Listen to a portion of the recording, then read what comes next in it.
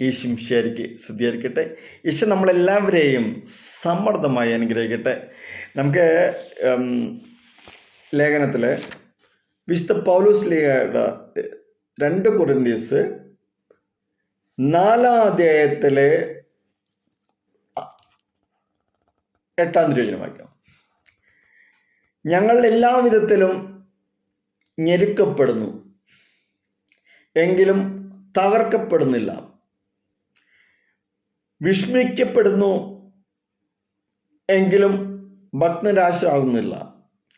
പീഡിപ്പിക്കപ്പെടുന്നു, എങ്കിലും പരിത്യക്തരാകുന്നില്ല.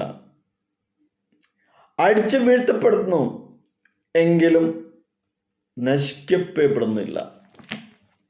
Praise the Lord.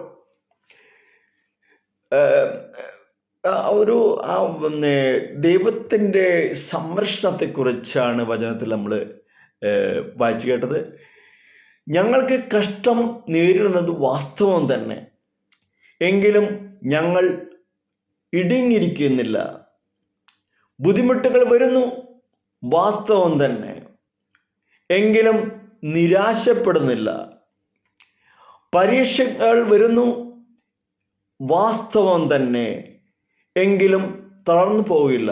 Hallelujah. കാരണം എന്തുകൊണ്ടാണ്? ദൈവം കൂടെയുണ്ടെന്നുള്ള സത്യമായ വിശ്വാസം. ദൈവമക്കൾക്കും കഷ്ടതകളും വേദനകളും നേരിടാതിരിക്കാൻ സാധ്യമല്ല. ഇവയെല്ലാം നമുക്ക് വന്നു തന്നെയാവണം എന്ന് കർത്താവ് മുൻകൂട്ടി അറിയിച്ചിരിക്കുന്നതിനാൽ വന്നു കഴിഞ്ഞുവല്ലോ എന്ന് പറഞ്ഞ് നാം തളർന്നു പോകരുത്. എന്തുകൊണ്ടെന്നാൽ യേശു പറഞ്ഞു, ലോകത്തിൽ നിങ്ങൾക്ക് കഷ്ടമുണ്ട്, എങ്കിലും ധൈര്യപ്പെടുവീൻ, ഞാൻ ലോകത്തെ ജയിച്ചിരിക്കുന്നു. യോഹന്നാന്റെ സുവിശേഷത്തിലെ 16-ാം അധ്യായത്തിലെ 33-ാം തിരുവചനമാണ്. നിങ്ങൾ കഷ്ടതകളുണ്ട്, പക്ഷേ വിഷമിക്കേണ്ട, എങ്ങനെ ധൈര്യപ്പെടുവീൻ, ഞാൻ ലോകത്തെ ജയിച്ചിരിക്കുന്നു. നിങ്ങളുടെ ദൈവം നിങ്ങളുടെ കൂടെയുണ്ട്. ഞാൻ ആരാണവൻ? അവൻ ലോകത്തെ ജയിച്ചവനാണ്. പരീക്ഷ വരുമെന്ന കാര്യം മുൻകൂട്ടി അറിയുന്നതിനാൽ നാം അതിനെ നേരിടുവാനായി ഒരുങ്ങിയിരിക്കുന്നു. ആകയാൽ നാം നിരാശപ്പെടുന്നില്ല. മാത്രമല്ല, പരീക്ഷകളെ കടന്നു ചെന്ന കർത്താവ് നമുക്ക് തുണയായി നിൽക്കുന്നു എന്നും നാം അറിയുന്നു. ആകയാൽ നാം നിരാശപ്പെടുന്നില്ല. അവൻ നമ്മുടെ പ്രാപ്തിക്ക് ഉപരിയായി ഒരിക്കലും നമ്മെ പരീക്ഷിക്കില്ല. കൂടെ പരീക്ഷകളിൽ നിന്ന് രക്ഷപ്പെടാനുള്ള വഴികളും നമുക്ക് അവൻ നൽകുന്നു. രണ്ടാമതായി, പരീക്ഷകളാണ് നമ്മെ ക്രിസ്തുവിനെ പോലെ മാറ്റുന്നത്. പരീക്ഷാഘട്ടത്തിൽ നാം ക്രിസ്തുവിനോട് ഒത്തുചേരുന്നു. ദൈവപുത്രനെ പരീക്ഷാഘട്ടങ്ങളിൽ നാം എങ്ങനെ ഇടപെടുന്നു, അതാണ് മുഖ്യമായിട്ടുള്ള കാര്യം. ദൈവപുത്രന്റെ കഷ്ടപ്പാടുകൾ എപ്രകാരം പൂർണ്ണതയിലേക്ക് എത്തിച്ചുവോ, അതുപോലെ കഷ്ടങ്ങളും പരീക്ഷകളും നമ്മെ ക്രിസ്തുവിൻ്റെ സാദൃശ്യത്തിലേക്ക് രൂപാന്തരപ്പെടുത്തുന്നു. കർത്താവിൽ നിന്നും വരുന്ന ശിക്ഷകൾ പോലും നമുക്ക് അനുഗ്രഹമാകുന്നു. ഇത് അവൻ നമ്മെ സ്നേഹിക്കുന്നു എന്നതിൻ്റെ തെളിവാണ്. കർത്താവ് താൻ സ്നേഹിക്കുന്നവനെ ശിക്ഷിക്കുന്നു, താൻ കൈക്കൊള്ളുന്ന ഏത് മകനെയും തല്ലുന്നു. മനസ്സിലായോ? ഹെബ്രായരുടെ 12:6 ഞാൻ ഒരു അപ്പൻ തൻ്റെ മകനെ സ്നേഹിക്കുന്നുണ്ടെന്നുള്ള തെളിവാണ് എന്താണ്? ആ മകനെ തല്ലുന്നു. എന്തിനു? വെറുതെ ഇങ്ങനെ തല്ലുവാണ്? അല്ല, അവൻ്റെ തെറ്റായ കാര്യങ്ങളെ ശരിയിലേക്ക് നയിക്കാനായിട്ടുള്ള തല്ല്. മൂന്നാമതായി, പരീക്ഷകൾ മുഖാന്തരം നമ്മുടെ വിശ്വാസം ബലപ്പെടുത്തുന്നുണ്ട്. വേദപുസ്തകം പറയുന്നു, അഴിഞ്ഞു പോകുന്നതും തീയിൽ ശോധന കഴിയുന്നതുമായ പൊന്നിനേക്കാൾ നിങ്ങളുടെ വിശ്വാസത്തിന്റെ പരിശോധന വിലയേറിയതല്ലേ എന്ന് ചോദിക്കുന്നു. 1 പത്രോസിലെ 1-7.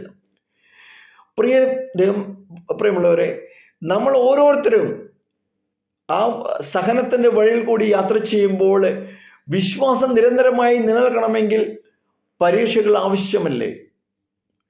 പരീക്ഷകളാൽ നിന്റെ ഹൃദയം ഉറച്ചു നിൽക്കും, വിശ്വാസം ബലപ്പെടും. അമിത ബലത്തോടെ നീ മുന്നേറി ചെല്ലും. പരീക്ഷകളെ സഹിക്കുന്ന മനുഷ്യൻ ഭാഗ്യവാനാണ്. നിങ്ങൾക്ക് കഴിയുന്നതിന് മീതെ പരീക്ഷ നേരിടുവാൻ സമ്മതിക്കാതെ നിങ്ങൾക്ക് സഹിക്കാൻ കഴിയേണ്ടതിന് പരീക്ഷയുടെ കൂടെ അവൻ പോക്ക് വഴിയും ഉണ്ടാക്കും. മറ്റൊരു വഴി അവനുണ്ടാക്കും. സ്തുതിക്കാൻ അർഹമായ യഹോവയെ അവൻ വിളിച്ച് അപേക്ഷിക്കും. എൻ്റെ ശത്രുക്കളിൽ നിന്ന് ഞാൻ എന്നെ രക്ഷിക്കും. 2 ശമൂവേൽ പറയാവുന്നതാണ് 22:4. നമ്മുടെ കർത്താവിനെ നാം എപ്പോൾ വേണമെങ്കിലും വിളിച്ചപേക്ഷിക്കാം.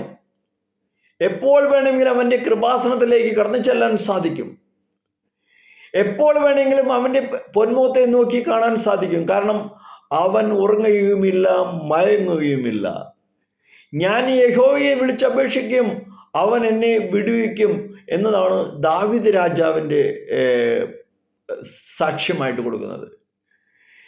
എത്രയോ പ്രാവശ്യം അവൻ ഇത് ആവർത്തിച്ച് പറഞ്ഞിരിക്കുന്നെന്ന് സങ്കീർത്തന പുസ്തകത്തിൽ നിന്ന് വായിച്ചാൽ നമുക്ക് മനസ്സിലാക്കാൻ സാധിക്കും. അതാ തീഷ്ണതമായ വിശ്വാസം. സിംഹങ്ങൾ, കരടികൾ അവന് വിരോധമായി വന്നപ്പോൾ കർത്താവിനോടല്ലാതെ മറ്റാരോടും അവൻ വിളിച്ചപേക്ഷിച്ചില്ല. മല്ലനായ ഗോലിയോത്ത് ഇസ്രായേലിനെ ഭീഷണിപ്പെടുത്തിക്കൊണ്ടിരുന്നപ്പോൾ ദാവീദ് കർത്താവിനെ അല്ലാതെ മറ്റാരെയും വിളിച്ചപേക്ഷിച്ചിട്ടില്ല. അവൻ മനുഷ്യ സഹായത്തിൽ ആശ്രയിച്ചില്ല, സ്വയം ബലത്തിലും ആശ്രയിച്ചില്ല. ചിലരെല്ലാം നമുക്ക് എനിക്കെന്തും സാധിക്കുന്നുള്ള ഒരു കപട വിശ്വാസം. നമുക്കറിയാം നമ്മളൊന്നും തന്നെയല്ല, എങ്കിലും നമുക്ക് കുറച്ച് ശാരീരികമായിട്ടുള്ള ശക്തിയൊക്കെ വന്നു കഴിഞ്ഞാൽ, അല്ലെങ്കിൽ ജിമ്മിലൊക്കെ പോയിട്ട് കുറച്ച് ശക്തിയൊക്കെ വന്നു കഴിഞ്ഞാൽ അങ്ങനെ വെച്ചാൽ നമ്മൾ വിചാരിക്കും ഈ ലോകം മുഴുവൻ നമ്മുടെ കൈക്കുമുള്ള എന്നുള്ളത്. അപ്പം അങ്ങനെയല്ല എന്നാണ് വചനം പറയുന്നത്. അവൻ പറയുന്നു, എൻ്റെ സങ്കീർത്തനത്തിലെ 18 സങ്കീർത്തനത്തിൽ 6 പറയാണ്, എൻ്റെ കഷ്ടതയിൽ ഞാൻ യഹോവയെ വിളിച്ചപേക്ഷിച്ചു, എൻ്റെ ദൈവത്തോട് ഞാൻ നിലവിളിച്ചു, അവൻ തൻ്റെ മന്ദിരത്തിൽ നിന്ന് എൻ്റെ അപേക്ഷ കേട്ടു. പ്രിയമുള്ളവരെ, യഹോവയെ വിളിച്ചപേക്ഷിക്കുമ്പോൾ പ്രശ്നങ്ങൾ ചെറുതോ വലുതോ ആവട്ടെ, പോരാട്ടങ്ങൾ കഠിനമോ ഭയങ്കരമോ ആകട്ടെ, കർത്താവിനെ വിളിച്ചപേക്ഷിക്കുമ്പോൾ ഞാൻ എന്നെ വിടുവിക്കുകയും നീ എന്നെ മഹത്വപ്പെടുത്തുകയും ചെയ്യും. സങ്കീർത്തനം 50:15 പറയാണ്. കർത്താവ് നൽകിയിരിക്കുന്ന വാഗ്ദാനങ്ങൾ എത്ര ശ്രേഷ്ഠമേറിയത്! അവൻ വിളിക്കുന്നതിന് മുമ്പേ ഞാൻ ഉത്തരമരുളും. അവർ സംസാരിച്ചു കൊണ്ടിരിക്കുമ്പോൾ തന്നെ ഞാനത് കേൾക്കും. യേശയ്യാ 65:24 പറയാണ്, കർത്താവ് നൽകിയിരിക്കുന്ന വാഗ്ദാനങ്ങൾ എത്ര ശ്രേഷ്ഠമേറിയതാണ്. അവർ വിളിക്കുന്നതിന് മുമ്പേ ഞാൻ അവർക്ക് ഉത്തരം തരണം. നിങ്ങളുടെ മാനസികമായ തയ്യാറെടുപ്പുകൾ കഴിഞ്ഞ് നിങ്ങളുടെ മനസ്സിൽ അവനൊരു സ്ഥാനം കൊടുത്താൽ തീർച്ചയായിട്ടും അവൻ ചോദിക്കുന്ന മുമ്പേ നിങ്ങളുടെ ആവശ്യങ്ങൾ അറിഞ്ഞുകൊണ്ട് അവനത് ആ പ്രശ്നത്തിൽ നിങ്ങൾ വിടുവിക്കും.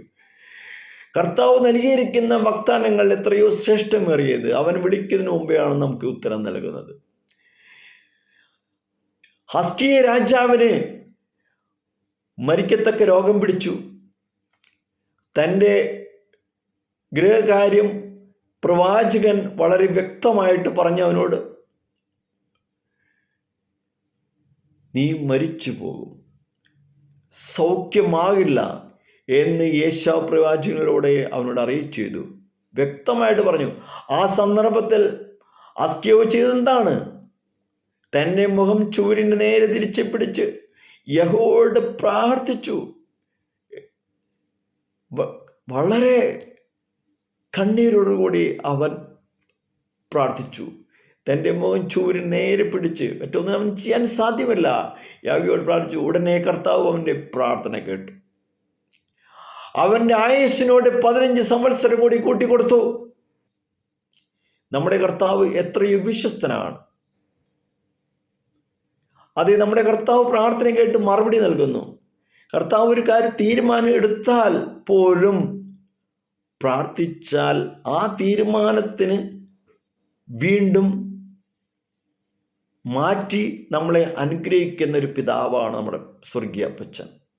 അതാണ് വായിച്ചു കേട്ടത്.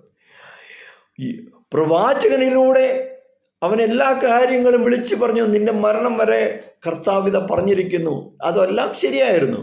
പക്ഷേ രാജാവ് കരഞ്ഞു വിളിച്ചു പറഞ്ഞു, ദൈവമേ, എൻ്റെ അവസ്ഥ ഇതാണ്, എനിക്ക് നീ നിന്നില്ല, എനിക്ക് ജീവിക്കണം എന്ന് പറഞ്ഞപ്പോൾ അപ്പോൾ ആദ്യം പറഞ്ഞ കാര്യത്തിൽ നിന്ന് ദൈവം തന്നെ മാറ്റി കൊടുത്തു. കാരണം എപ്പോഴാണ് അത് ചെയ്തത്? അവൻ്റെ ആ വിഷമം അവൻ നേരിട്ട് കർത്താവിലേക്ക് അറിയിച്ചപ്പോൾ അവൻ്റെ ആയുസ്സിനോട് 15 സംവത്സരം കൂട്ടിക്കൊടുത്തു. ആ എത്ര വിശ്വസ്തമായ അവസ്ഥയാണ്. കാരണം എന്തുകൊണ്ട് പറ്റിയത്? അവൻ കരഞ്ഞ് വിളിച്ച് യഹോവയെ വിളിച്ചപ്പോൾ മാത്രമാണ്. അല്ലെങ്കിൽ ഉണ്ടായില്ലായിരുന്നു. വചനം പറയുന്നത് യഹോവയെ എന്നെ വിളിച്ചപേക്ഷിക്കുന്ന ഏവർക്കും സത്യമായി തന്നെ വിളിച്ചപേക്ഷിക്കുന്ന ഏവർക്കും സമീപസ്ഥനാകുന്നു. സങ്കീർത്തനം 145 എന്നെ വിളിച്ചപേക്ഷിക്കുന്ന ഏവർക്കും ഞാൻ സമീപസ്ഥനാണ്. ആർക്കാ? എന്നെ വിളിച്ചപേക്ഷിക്കുന്ന ഏവർക്കും, അല്ലാത്തവർക്കല്ല കേട്ടോ. യഹോവ തന്നെ വിളിച്ചപേക്ഷിക്കുന്ന ഏവർക്കും, സത്യമായി തന്നെ വിളിച്ചപേക്ഷിക്കുന്ന ഏവർക്കും സമീപസ്ഥനാകുന്നു. അവൻ അടുത്തിരിക്കുമ്പോൾ അവനെ വിളിച്ചപേക്ഷിക്കുകയും. മറ്റൊന്നിലും ആശ്രയിക്കേണ്ട, മനുഷ്യനെ എല്ലാം ആശ്രയിക്കേണ്ട, ദൈവത്തെ ആശ്രയിക്കുക. നീ സങ്കീർത്തനം 86:7 പറയാണ്, നീ എനിക്ക് ഉത്തരമരുളിയാൽ എൻ്റെ കഷ്ടദിവസത്തിൽ ഞാൻ നിന്നെ വിളിച്ചപേക്ഷിക്കുന്നു. പ്രിയമുള്ളവരെ, നമ്മുടെ കഷ്ടതകളും നമ്മുടെ വേദനകളും എല്ലാം തന്നെ നമ്മുടെ കർത്താവിനോട് പങ്കുവയ്ക്കുമ്പോൾ, നമ്മൾ വിളിച്ചപേക്ഷിക്കുമ്പോൾ, ഒരു മകൻ കരയുമ്പോൾ പിതാവ് എന്ത് ചെയ്യും? അവന് വേണ്ടത് കൊടുക്കും. പക്ഷേ അവൻ സ്നേഹിക്കുന്നുണ്ട് എങ്കിൽ ചില സമയത്ത് അടിയും കിട്ടും. അപ്പോൾ ദൈവത്തിനെ നമ്മൾ പിതാവായി അംഗീകരിക്കുകയും ദൈവമായി അംഗീകരിക്കുകയും ആ ദൈവത്തിനോട് ചേർന്നുകൊണ്ട് നമ്മുടെ വിഷമങ്ങളും പ്രശ്നങ്ങളുമെല്ലാം തക്കതായ ഒരു ഇതിൽ അവനോട് കണ്ണീരോട് പറയുകയും ചെയ്താൽ ആ കണ്ണീരുകളെ കവച്ചു പോവുക സാധ്യമല്ല.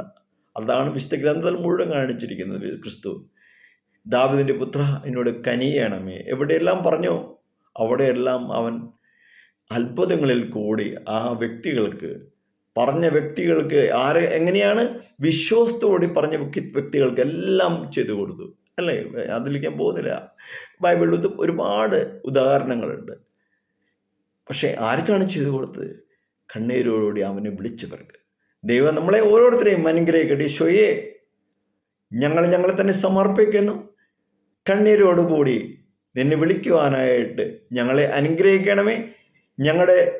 ഞങ്ങളുടെ ആവശ്യങ്ങൾ ശരിയായ രീതിയിൽ മനസ്സിലാക്കുന്നതിനും അത് നിന്നോട് മാത്രമേ പറഞ്ഞിട്ട് കാര്യമുള്ളൂ എന്ന് ഞങ്ങൾക്ക് തിരിച്ചറിയാനും ആ തിരിച്ചറിവിൽ കൂടി അങ്ങോട്ട് പ്രാർത്ഥിക്കാനും ഞങ്ങളെ ഓരോരുത്തരും പഠിപ്പിക്കണം. ഈ വചനം കേൾക്കുന്ന എല്ലാ മക്കളിലേക്കും നിന്റെ വിശുദ്ധാത്മാവനെ അയച്ച് കർത്താവേ അവർക്ക് ജ്ഞാനം നൽകണമേ. Hallelujah, praise the Lord.